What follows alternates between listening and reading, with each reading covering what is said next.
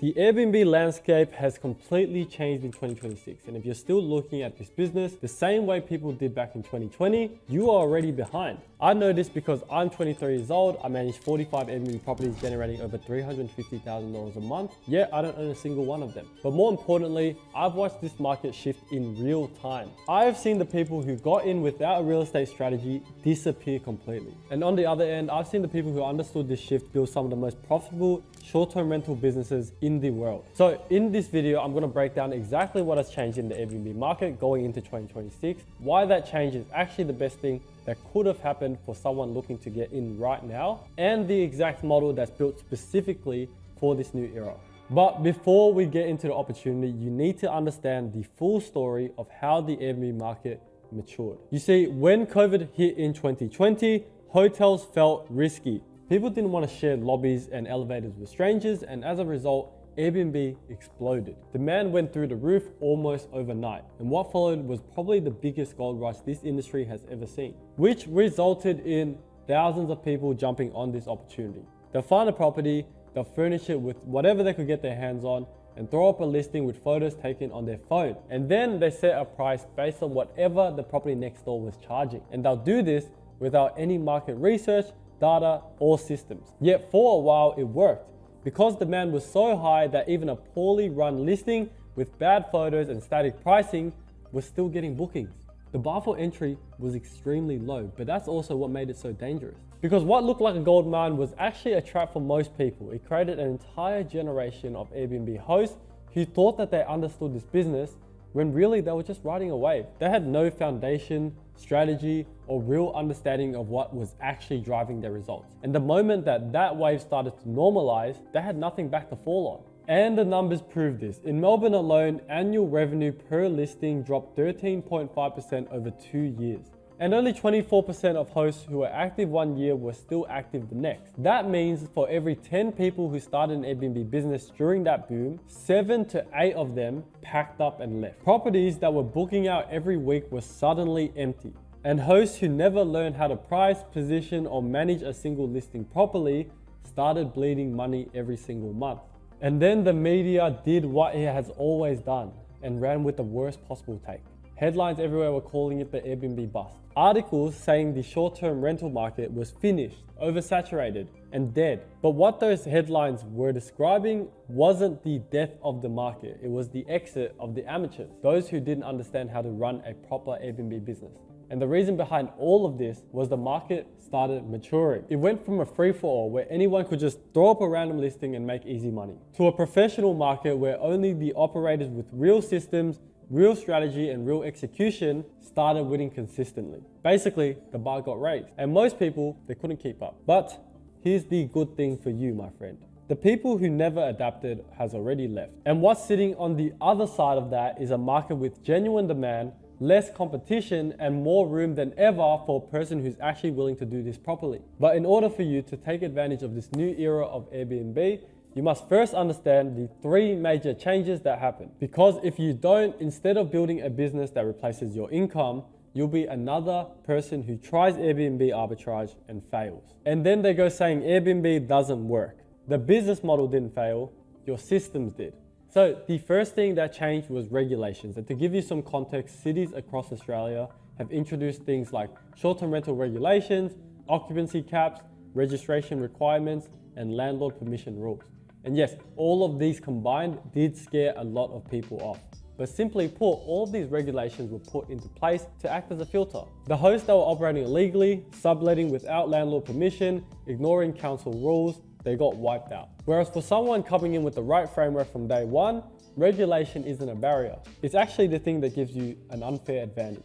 For example, in New South Wales, when we saw the introduction of the 180 night cap, we saw the supply of listings on Airbnb drop drastically. Many hosts with failed systems, failed pricing strategies, and failed minimum night stay rules got kicked out of the market. And the operators with real strategies around the 180 night cap, they prospered more than ever. Because remember, when supply drops, prices only go up. And if you were able to position yourself as a host in Sydney to get over 21 night stays during low season, which of course didn't account towards the 180 night cap, you were still able to be occupied 70 to 80% 20% and charge 4 to 5 times your nightly rate. Our students in Sydney are absolutely crushing it, and it remains as one of the most profitable cities in Australia, even with the regulation. Pricing also became 10 times easier. You see, in 2020, pricing in Airbnb was basically guesswork. You'll pick a number, you'll set it, and then you'll hope for the best. But today, AI-powered dynamic pricing tools such as Pricelabs, Beyond, and Wheelhouse can analyze real-time demand, local events, seasonal trends, and competitor rates to automatically adjust your nightly price around the clock. Now, that being said, most bad hosts will turn Pricelabs on and think that it will magically save their listing. You still have to stay on top of your revenue management. You have to monitor your metrics, monitor your occupancy, your pickup rates, and make manual adjustments to your calendar, and not solely relying on dynamic pricing tools. Because ultimately, the market has picked up. A lot of people are now using Pricelabs to price their properties. And if the majority of listings are using Pricelabs, then your listing will no longer be competitive. So this is how I think about it. Pricelabs is the engine, but you are still the driver. And that can be the difference between a listing that breaks even and a listing that's making $2,000, $3,000, $4,000 a month in profit. And then there's the landlord sentiment, which is probably the biggest change of all three. In 2020, calling a landlord and pitching them on subletting their property was a painful conversation. They had never heard of it. It felt suspicious, and most of them would say no before you even finish your sentence. But after years of professional operators proving this model works, it has completely changed that dynamic. Landlords now understand what a good short-term operator looks like and what that means for them.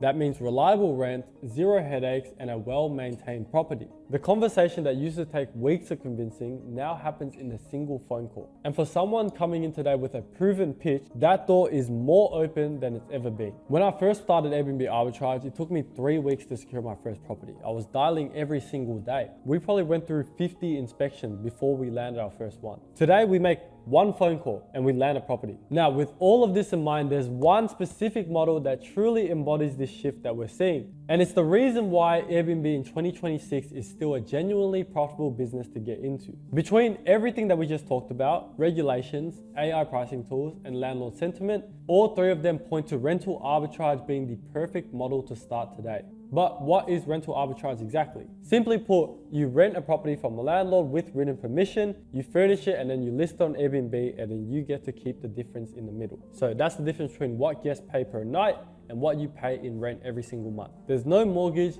there's no deposit, and there's no 10 years of saving needed. You can get started for around $10,000 and be generating income within 30 days or less. And every single shift that we've talked about in this video has made it more viable right now than at any point in this industry's history. But here's where most people go wrong before they even start. They try to research every market at once, and eventually they end up knowing a little bit about everything and not enough about anything. So the first real step is picking one market and committing to it completely, because every market behaves differently. Different occupancy rates, different average nightly rates, different seasonality, different council regulations. And the way you choose that market is not guesswork. You're looking at average daily rates data, occupancy trends, what's driving demand in that area. Things like proximity to a CBD or an event venue, or a spacious living room that might photograph well, or floor-to-ceiling windows. These are factors to consider that keep a short-term rental consistently booked throughout the year and not just in peak season. Now, once you've locked in your market, the next step is finding a viable property within it. And this is where a lot of beginners make their second mistake. They look for a perfect property, but what you're actually looking for is a property where the numbers work.